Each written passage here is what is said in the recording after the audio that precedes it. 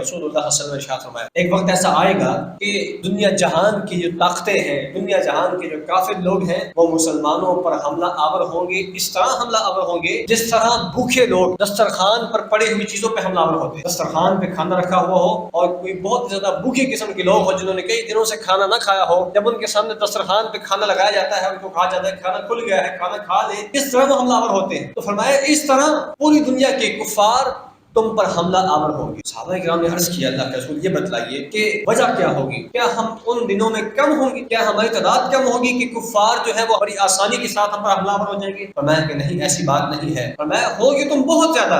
لیکن تمہاری حیثیت اس کوڑ کبار کی طرح ہوگی اور اس کچرے کی طرح ہوگی جو کسی سمندر کے پانی کے اوپر ہوتا ہے۔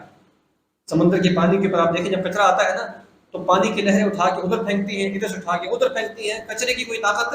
نہیں ہوتی، کچرے کی کوئی وزن نہیں ہوتا۔ تو جس طرح سمندر کا پانی اٹھا کے لہریں کبھی یہاں کبھی وہاں پھینکتی ہیں، فرمایا کہ تمہاری حیثیت بھی، تمہاری وقت بھی عالم کفر کی نظر میں یا اقوام عالم کی نظر میں ایسے ہی ہو جائے۔ آج ہم دیکھیں کہ کفار جو ہیں ان کو اس بات کی پرواہ ہی نہیں ہے کہ 57 اسلامی ممالک مل کر اگر ہم پر حملہ آور ہو تو ہمارا کیا بنے، کیونکہ ان کو اچھی طرح پتا ہے کہ انہوں نے یہ کام نہیں کرنا۔ ان کو اچھی طرح اس بات کا پتا ہے کہ یہ جو 57 اسلامی ممالک ہیں یہ خالی نام کے اسلامی ممالک، یہ بزدل لوگ ہیں، ان کے دل میں دنیا کی محبت موجود ہے اور یہ صرف اور صرف اپنے مفادات کے اسیر ہیں، ان کو کسی دوسرے کی کوئی پریشانی نہیں ہے۔